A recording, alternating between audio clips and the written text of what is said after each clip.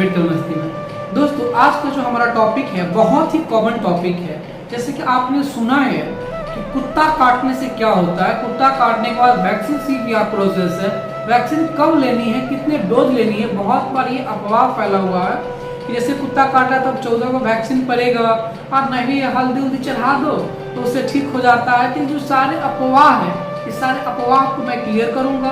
दूसरा चीज वैक्सीन कितना लेना है, कितना डोज है और इसका सही ट्रीटमेंट क्या है, ये इसके बारे में बात करूंगा। बहुत बार आपने ये सुना है कि कुत्ता काट लिया, हल्दी उल्दी चढ़वा दिया, कुछ दिन के बाद पता चला कि उसका जो वॉइस है वॉइस कुत्ता की आवाज जैसी आने लगती है, पानी से डर लगता है। तो इन सारे तथ्य क्या है, इन सारे तथ्य पे बात करेंगे। वैक्सीन कब लेनी है, कितने डोज लेनी है। और एक जानकारी के अभाव के कारण देखा जाए तो प्रत्येक साल हिंदुस्तान में लगभग 20,000 आदमी एक साल में मरता है सिर्फ कुत्ता काटने से। ये कुत्ता काटने से, मंकी काटने से, फॉक्स की काटने से, लेबला के काटने से, चमगादड़ की काटने का, इन सारे से क्या हमारा पड़ता है तो रेबीज फैलता है हमारे अंदर। ये रेबीज किसको नुकसान करता है, तो रेबीज की बात करें तो ये जो होता है रेबीज डायरेक्टली आपका नर्वस सिस्टम, ब्रेन को इफेक्ट करता है। और इसी बात को आप जानते हैं कि इसका जो ट्रीटमेंट कुछ नहीं है, इसका ट्रीटमेंट नहीं है, इसका प्रिवेंशन ही इसका इलाज है।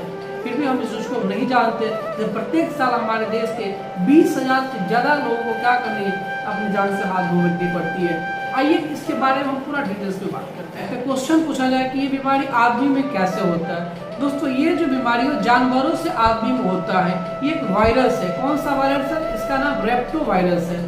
अगर आपका जो जानवर है वो पागल हो गया या अत्याधिक दिनों से बीमार चल रहा है, जिसकी वजह से उसको काटने की वजह से, उसको सहलाने की वजह से, उसको निचोड़ने की वजह से या उसके मल मूत्र के संपर्क में आने से भी हो जाती है। दोस्तों ये बात सही है कि इसका कोई इलाज नहीं। अगर एक बार ये वायरस आपको पकड़ लिया तो आपको डायरेक्ट ब्रेन को इफेक्टेड करेगा, आपके नर्वस सिस्टम को इफेक्टेड करेगा। इसका कोई इलाज नहीं है। लेकिन इसकी अच्छी बात यह है कि अगर अच्छे प्रिवेंशन करते हैं, अच्छे से देखभाल करते हैं और हमारी बातों को जैसे कि आप सब जानते हैं, जो इसका प्रिवेंशन के बारे में फॉलो करते हैं तो इसका आसानी से हम इससे बात करें। भारत में देखा जाए तो भारत में बंदर के काटने से, घोड़े के काटने से, आप ये घोड़ा भी काटता है तो हाँ घोड़ा भी काटता है, हाँ जंगली चूहे, जो जंगली चूहे होते हैं उसके काटने से होता है, चमगादड़ के काटने से होता है, गधा समझते हैं ना, गधा के काटने से होता है, नेवला के काटने से होता है, लोमड़ी के काटने से होता है, जो फॉक्स जिसको कहते हैं। तो इन सारे को काटने से ही होता है। दोस्तों देखा जाए तो ये अगर सारे किसी जो मवेशी हम गाय भैंस के जो दूध खाते हैं और उसको भी एक अगर काट लेता है तो इसको भी ये फैला देता है। तो उसके जब देखिएगा उसके जब माउथ होता है, जहाँ को माउथ के अंदर झाग बने लगता है, वो बीमार हो जाए, तो ऐसे स्थिति में हम गाय भैंस का भी दूध खाने से वर्जित हो जाते हैं, मना करते हैं कि आप गाय भैंस का जो दूध है वो नहीं खाएंगे क्योंकि उसके अंदर भी वायरस आ गया है। तो आप ऐसे स्थिति में बिल्कुल ही ना खाएं तो ज़्यादा अच्छा है। दोस्तों ये जो डॉग बाइट की जो सिलसिला होता है, ज़्यादातर डॉग बाइट जब वो पगला जाते हैं तो काटने की दौड़, जैसे वो आदमी देखिएगा तो काटने के दौड़ेंगे।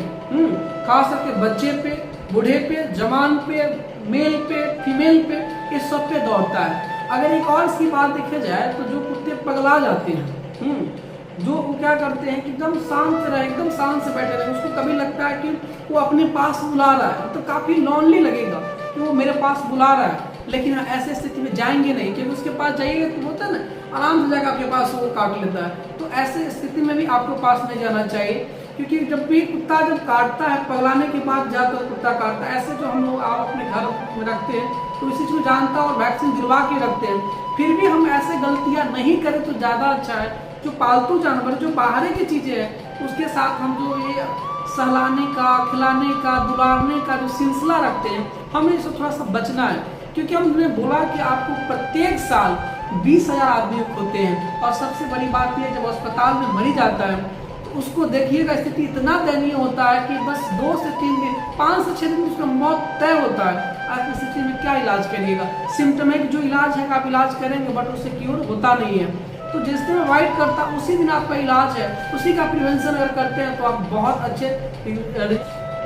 दोस्तों अब ये जो बात की है जहाँ काटता है वहाँ पे कैसा आपको फील होगा और क्या क्या होगा, इसके सिम्टम्स की बात क्या करें। तो जहाँ पर ये डॉग बाइट करता है, मंकी बाइट करता है, घोड़े बाइट करता है, या कुछ और जितने जानवर के मैंने नाम लिया वो बाइट करेगा, वहाँ पे घाव हो जाएगा। और घाव के साथ कभी इचिंग भी हो सकता है, कभी बहुत ज़्यादा दर्द भी हो सकता है। इसके साथ साथ देखा जाए तो आपको फीवर आएगी, आपको हमेशा चिड़चिड़ापन बना रहेगा। और सबसे बड़ी बात यह है कि चमकीला जहाँ लाइट रोशनी रहता है, काफ़ी ज़्यादा लाइट रोशनी रहेगा, वहाँ जाकर उसको डर लगेगा।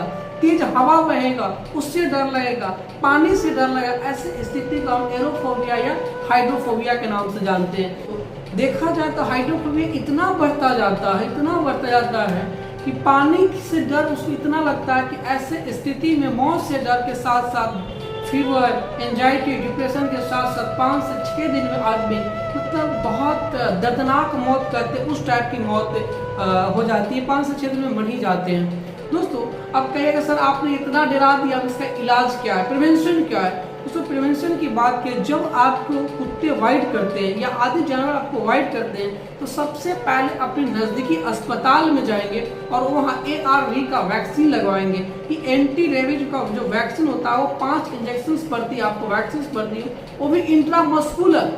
सुन पा रहे आपने ये गलत अफवाह फैला कर रखेंगे 14 को पेट में सुई पड़ता है, कोई अम्लाइकल में सुई पड़ता है, ऐसा नहीं। इंट्रामस्कुलर आपने 5 को वैक्सीन लेना, और वैक्सीन लेने की जो प्रोसीजर है वो इस प्रकार है। आपको क्या करना, जिस दिन कुत्ता ने आपको काटा उस दिन एक वैक्सीन लेना है, वो भी IM लेना है। और दूसरी बात करें 3 दिन पे लेना है, 7वां दिन लेना है, 14वां दिन लेना है और 28वां दिन लेना है। अब आप समझ पा रहे हैं, यानी कि 0 डेज, 3 डेज, 7 डेज, 14 डेज और 28 डे, यानी कितना लेना है? तो 4, अगर 5 का जोड़ें तो 5 बार आपको 28 दिन तक ये प्रोसीजर है।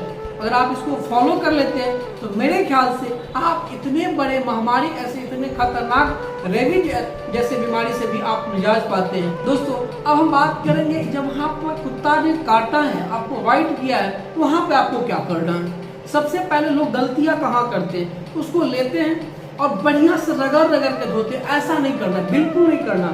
आपको रगड़ के नहीं धोना है। आपको क्या करना है, नल को खोलना है और नल के खोलने के बाद लगभग 15 से 21 मिनट तक 15 से 21 मिनट पानी को उस पर गिराते रहना है और सीधा पानी गिरता रहेगा, जाता रहेगा। आप यहाँ स्प्रिट का इस्तेमाल कर सकते हैं, ये डिसइंफेक्शन को खत्म करता है।